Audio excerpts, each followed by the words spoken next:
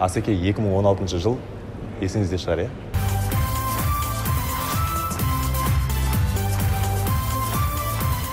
Осы жерде ба? Казмедияда. Қазір сол Аягөз құрамасы, чемпион Аягөз құрамасы қайда? Каждыйын айтатын болсақ, жеке-жеке. Мержан Алтыбаев әзіл әлемінде Тұрсынбек Қабатовты. Одан той. Аман Қадылбеков өз ауқымда акушер Қалбатауда. 3 баланың әкесі. Әсет режиссер, фильм, сериалдар түсіріп отыр. Дархан Аягөзде теміржолшы, өз мамандығы бойынша. Азамат Нұр Отан халықтық демократиялық партиясында сол, үлкен жерде. Асхат фильм, сериалдардың авторы Қазақстанда. Болды енді барлықтарыңыз енді өз жолдарыңызды таптыңыздар, болды енді таралып кеттіңіздер. Сонымен бітті ме сонда? Жайдарман Аягөз құрамасы деген Аягөздің атын шығарады. Жоқ, тарап кеткен енді ол бір әр нәрсенің өз уақыты бар ғой. Ол бір жоба болды. Тараған ешкімде жоқ. Бәрі араласамыз, бәрін етеміз. Енді Жайдарман қалай айтсам болады, жеткен жетістікке жеттік та, одан ары қарай басқа этапына көшу керек болды да. Көше алмадыңыздар ма басқа этапқа? Басқа этап осы проекттарса, топтық деңгейде енді Асхат үшеуміз бірге жүрміз ғой Алматыда. Қалғандары сол жаңа той сферасы өз жұмыстары бойынша. Мысалы біз көп командаларды білеміз, басында бір топ болып келіп, қазір енді бүкіл мемлекетте аузына қарап жүрген командалар бар ғой, енді олардың атын атамай ақ қойып, бірақ бәрі біледі ғой көрермендер. Сіздер неге олай болмадыңыздар? Бізде бар ғой, вообще Қазақстан Жайдарманның түсінігім бойынша мен бүйтіп ойлаймын, біздікілер көрермендер несі либо команда театр болу керек деген бар, болды. Театр болу керек сияқты. Театр білмеймін, ипаш магазин ашқан сияқты бар ғой, той орталықтар болды ғой. Сол сияқты көрермен жалпы халықтың ойынша команда аяғында театр болу керек. Білмеймін, ол театр дейтін нәрсе. Басқа форматтар көп қой. Просто келді уақыт, әркім өз жұмысын. Бірақ команда ретінде жиналамыз. Егер есіңізде болса, енді 2019-ның күз айында түлектер кубогында ойнадық. Ондай жобалар болса жиналамыз. Қайтадан ораламыз деді. Бүгін уәделерінде тұрды. Шығыс Қазақстан облысы Аягөз құрамасы. Өзіңіз Астанаға, Нұр-Сұлтанға не үшін келдіңіз? Мен Нұр-Сұлтанға тек қарап отырсам Жайдарман КВН үшін ғана келеткен болды. Қазіргі уақытта сол біраз топтарда болғанда бір-екі команданың авторлық жағында жұмыс жасаудамын. Сіз дәл осы деңгейде осыдан енді 5 жыл бұрын дейікші, 5 жыл бұрын көріп тұрсаңыз. Аягөз полициясы шама келгенше сыйлап тұрыңдар. 5 жыл өзгерді, 5 жыл уақыт өтті, 365 күннен 5 рет өтті. Бірақ сіз әлі сол Жайдарманға келіп жатырсыз да? Ауруға болды, бір бастағаннан кейін болды, тоқтай алмайсың. Екіншіден ақша беріп жатқан жерде кім қашады? Қанша ақша берді? Міндетті түрде айту керек та. Андай астында шығамас сенде де сондай ма? 100-150 мың. Еңбегі тек бастау миды қозғалту болды, басқандай ауыр раствор істеп, стяжка қою деген нәрсе мысалы. Енді онда құйдыңыз ғой, Инстаграмда көріп. Инстаграмда историялар жеке қызығушылық па әлде қалай? Мен бір андай подписчик қуу деген мақсатта емес, жай өзім бір 15-20 адамым бар, достарым, соларды күлдірсем болды, жетеді маған. Солар күлсе болды, бір смайлик болды, соны жетеді маған. Оны бір подписчик жинап, вообще қызық. Мен ондай қызықпаймын әлеуметтік желі деген кат. Бірақ әлемде отқан дүниелерден қалмас үшін ғой. Әзілдеуге болмайтын тақырыптар бар. Білесіз ғой, біздің елімізде дейік әзілдеуге болмайтын тақырыптар, бірақ шетелге барып ол жайында әзілдеп кетуге болады. Енді сол әзілдеуге болмайтын тақырыптарда өзара іштеріңізде әзілдесіп қалжыңдасасыздар ма, әлде цензура бар ма? Команда ішінде ма, жай дайындық кезінде ма? Ондай көп қой ол. Бірақ неге шықпайды? Мысалы? Ондай қазір ондай көп енді айта алмаймын енді. Іште көп ондай әзілдер. Болады бәрібір. Бірақ әттен шығарайын дейсің бірақ. Әттен дейтін әзіл болған жоқ. Өзіміз күлдіретін әзілдер бар, өзіміз андай ойыңа бір сценарий жазатын кезде драйв жинау үшін бір. Бізде мен атым Қожа дейтін бар, блог бар сол туралы КВН-де. Өзіміз мен атым Қожа дейтін шуткадан бір 20-сын ойнаймыз дайындықта. Жай өзіміз үшін. Сол жерден шығады короче. Мен атым Қожа дейтін біз үшін кәдімгідей әзіл шығарудың бір несі бастамада Разогрев қой. Аман ылғида әзілдің несі болып кететін шығар андай. Аман бар ғой, мен енді бір шындық айтам. Аман ол дайындықта ол келеді болады ғой бір андай. Қалай айтсам бір атқа, бәйгеге бір шығатын аттар болады ғой. Өзінің несін күтіп жатады болды. Оған бересің, шабат болды. демалады, оңға жатады болды. Үндемей, ойынға настроен ұстап жатады болды. Ойынға шығады болды, өзінкін істейді. Не мыналар? Әйелдердің киімін сататын дүкен тонаған ба? А?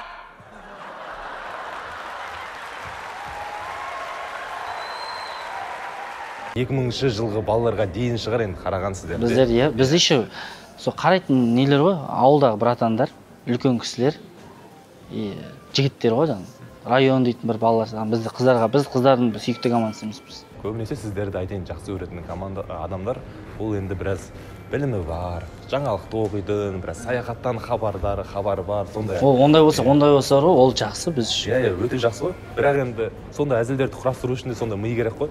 Жалпы әзілдерді кім құрастырады көбіне? Бізде командада әзілді құрастыратын, енді 10 бала, 9 ойнайды, біреу диджей ғой. Сол 9-ның 10-ында араласады ғой бәрі. 10-ында араласады. Өзіміздің ішімізде жаңа бөлініп алып КВН ойнаймыз, жайдарман ойнаймыз. Бірақ аяғында саралап нүктесін қоятын Асқат. Мойындау керек, бауырым ғой.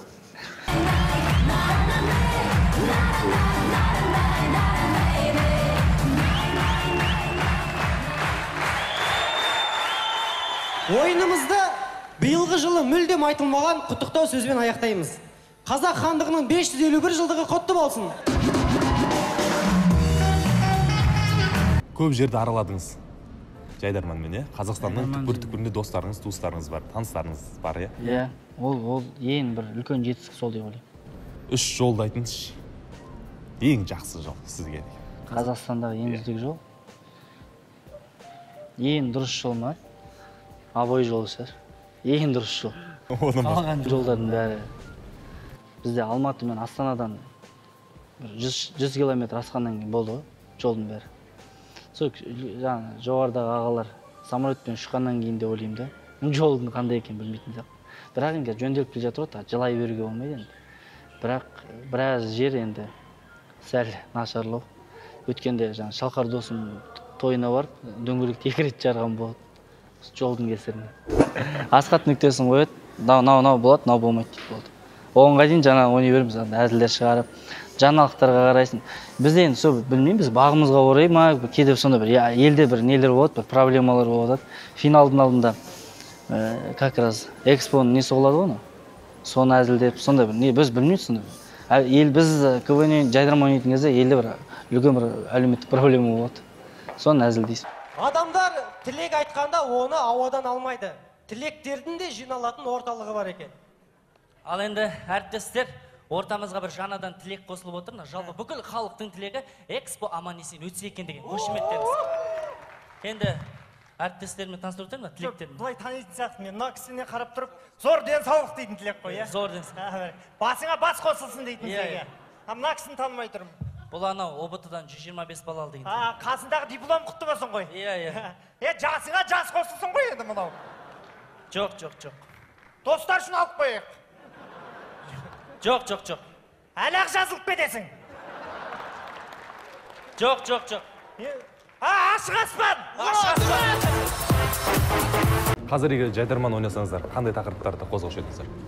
Енді нақты карантин туралы әзіл ойнаушы едім, уже тебілді ғой. Сол болыватқанға байланысты болады, бәрібір ситуация елдегі жағдайға байланысты. Сосын ауыл аймақпен бізде көбіне не қандай салыстырасың ғой, короче. Және сол карантинде енді өзіңіздің аузыңыздан шығып қалды ғой, негізі бұл сұрақты қоймай-ақ қойын дегем. Бірақ қазір енді карантин жеңілдетілді, иә. Бірақ енді алдағы уақытта енді кеше ғана Цой шықты да айтты. Осы октябрь күні, октябрьде осы елде коронавирустың 2-ші толқыны келеді. Дайын болыңыздар деген сияқты немен. Қалай ойлайсыз, бұны ашып тастаудың өзі сол 2-ші толқынға әкелудің бірден бір фактор ма, сіздің ойыңызша қалай? Меніңше бар ғой, мен вообще карантин деген нәрсені енді жапқан дұрыс емес деп ойлаймын. Өйткені расымен елде ақша жоқ қой болды. 42.500 біреу алып, біреу алмайды. Просто бұны арты анадан қорқамын да 90-шы жылдарға әкелемін деп шандай. Ұрлау, тонау. Пара беріп көрдіңіз ба? Мен жоқ, пара беріп көрген жоқпын. Алып? Мен пара алатындай жұмыс жасағанда жоқпын. Мысалы, Өскемен филиалының директоры болдыңыз, иә? КВН-да, иә. Не үшін кеттіңіз? Не үшін кеттіңіз? Қолдау болмағаннан кейін, ашығын айтайын, қолдау болған жоқ. Қолдау болғанда қандай қолдау? Финансовый қолдау болмағаннан кейін. Қаржылай. Өйткені бір ойын ұйымдастыру бар, оның жаңағы барып тұратыны бар, командалардың жолақысы, командалар жылдың соңында болды ғой, 5.000 теңгелік, 6.000 теңгелік кубокты алып жалықты ғой. Кішкене финал енді где-то декабрь кезінде бітеді.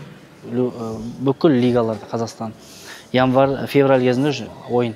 Мен сол нені қаладым, мен өз басыма өткеннен кейін ақша жоқ болды командаларда. Хотя бір 50 мың болсын, 70 мың болсын ақша алса екен деген сияқты бар ғой. Сосын хотя бы Астанаға, фестивальға жолға билет тауып алса, кішкене сол арқылы хотя бы жетіп алса, главное. Одан жетіп алған ары бірдеңе қалады ғой. Қазір енді біздің көрермендеріміз енді дәл қазір бізді көріп отырған көрермендер көбісі енді жайдарманшылар болуы мүмкін. Енді сізді көріп көбісі сол енді Өскемен айтсаң, Өскеменге бардым алғашқы жыл қандай болды ғой, бірдеңе дәлелдегің келіп жұмыс жасаған келеді да. Жұмыс жасайсың, бәрі болды. Аралым Керімбеков қолдайды, ол бәрі қолданады да. Бірақ бірінші жыл өтті, екінші жыл ақшалай берді енді. Одан кейін үшінші жылына тағы бардым. Енді қомақты сума керек, декорация керек, енді өзің білесің, көрермен тарту үшін тағы. Мына жаққа 2 баннерлік қоясың, болды. Ұятты ол. Соны кішкене сұрап едім, анда сілтеді, мында сілтеді, мен уже шаршап кеттім, шыны керек бар ғой. Жаңағы айналып келген жоқ, қағаз жүзіне тағы. Сөз, нелер ғой, обещаниялар көп болып кетті да. Жағдайы ең нашар елде, ең мықты әзілдер шығады деген бір жерін оқығанда. біздің елдің экономикасы. Иә, бізде әзіл пока әзіл мықты болып тұр ғой. Мен айттым, нақты давайте істейік. Сөйттім де соны келіспедік та, жақсы осы жерін тоқтатайын, рахмет сіздерге барлық үшін дедім да, басқаларына мүмкіндік берші. Жақсы сау болыңыздар деп кеттім, содан филиал тоқтатып, мен тоқтаттым өзім, бітті, КВН-ді тоқтатып, пандемия болып кетті артты. Әлі басталған жоқ ой. Қазіргі енді қаһарман деп те айтсақ та болады енді сіздерді ше. Қаһарман деген сәл ауыр, үлкен не сияқты ол. Андай ауыр атақ сияқты. Мен бірақ қаһарман емес, андай қылып айтыламын. Аягөз махаббат отаны дейтін бренд сөз, ол бренд қой негізі. Оны біз осы Аягөз құрамасының 10 баласы әкелді деп айтыламын. Мен нақты кез келген жерде айтыламын. Әкімшілікке де барып айтыламын. Махаббаттың отаны Аягөз дейтін сөзді сол сахнада 10 бала әкелді деп ойлаймын. Ұлдары батыр, қыздары қарагөз, шын жүрекпен Аягөз.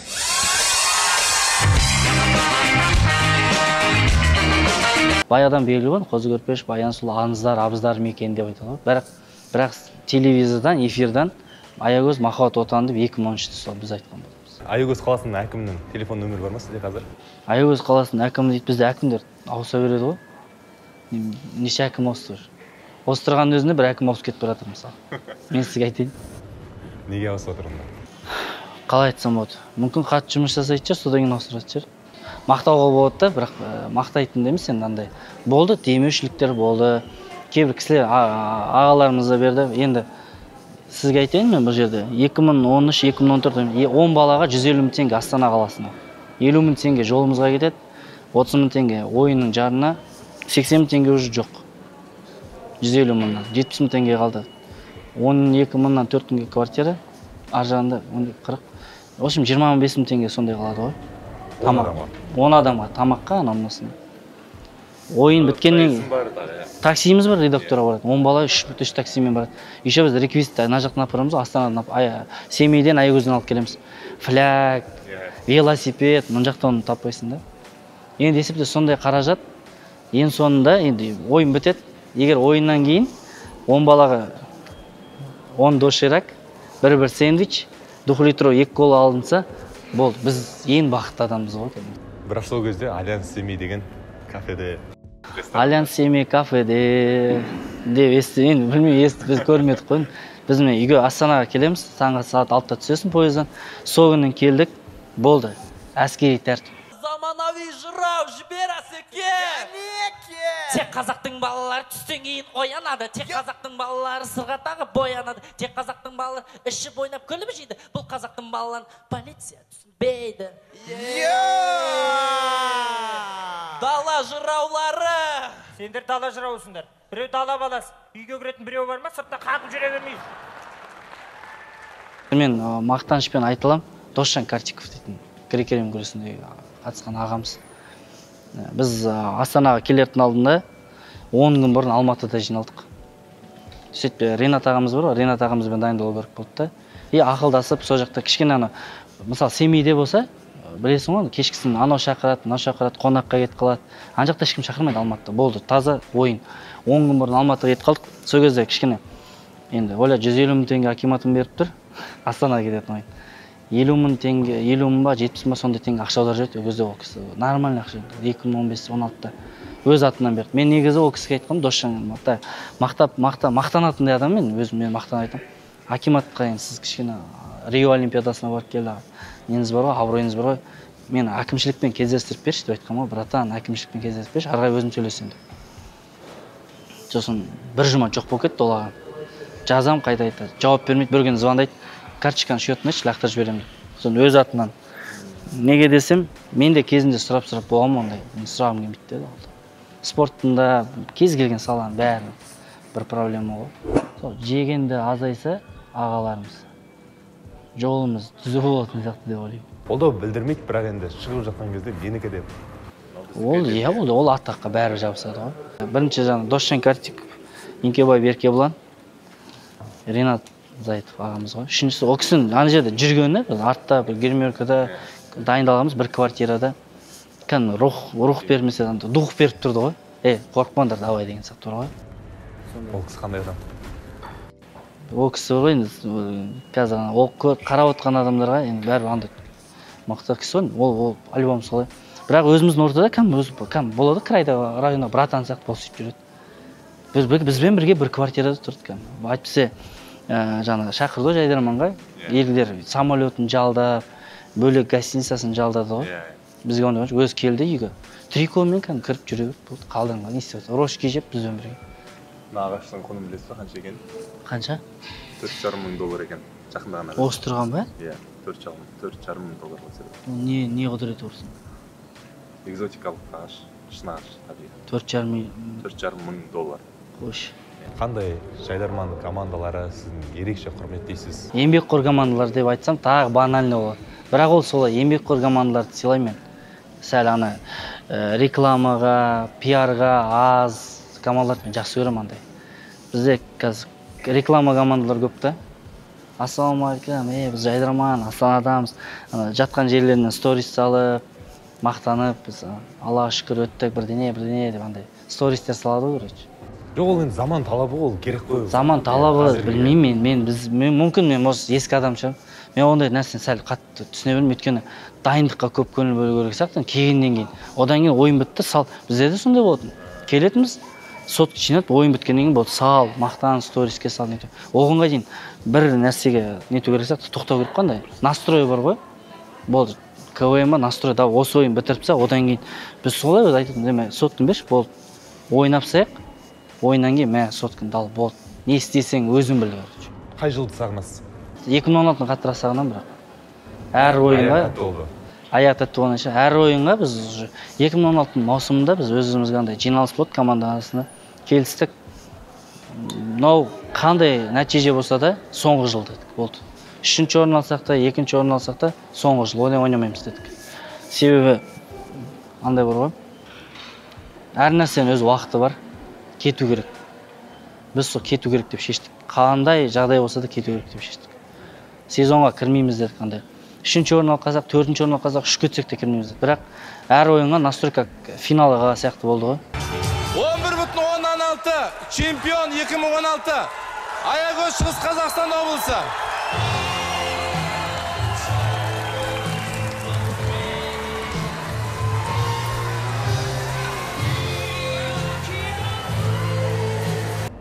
Сол кездегі Еркебұлан Еңкебаевтың эмоциясы қызық болып тұр. Қуанды ғой кәм. Жылағысы келгенде ше, өйткені Жайдарман неше жыл? 25 жылдық тарихынан Шығыстан шыққан тұңғыш чемпион. Біз сонда бір атағымыз, статусымыз бар. Жайдарман үшін жыладыңыз ба? Өкініштің көз жасы шығар да, мамам осыны көре алмай кетті дейтін бар ғой. Сол болды мен өте Жайдарман үшін емес, осы жетістікті көре алмай кеткеніне кішкене еттім да. Өйткені әр ойынға акимат бермеген кезде сол мамам спонсор болатын. Оны біреу біледі, біреу білмейді. Сізге эксклюзивті айтып тұрмын да. Сол болған шығар енді. Мүмкін алып тастарсыз.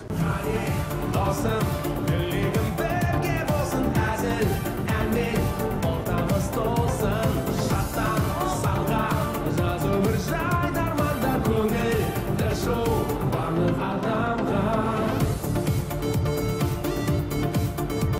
қаражатқа, атаққа қарқ болған шығарсыздар, иә? Атақ деген болған шығар, бірақ уақытша. Қаражат деген андай бір қызық жағдай болды, енді ашығын айтайын, чемпион болдық.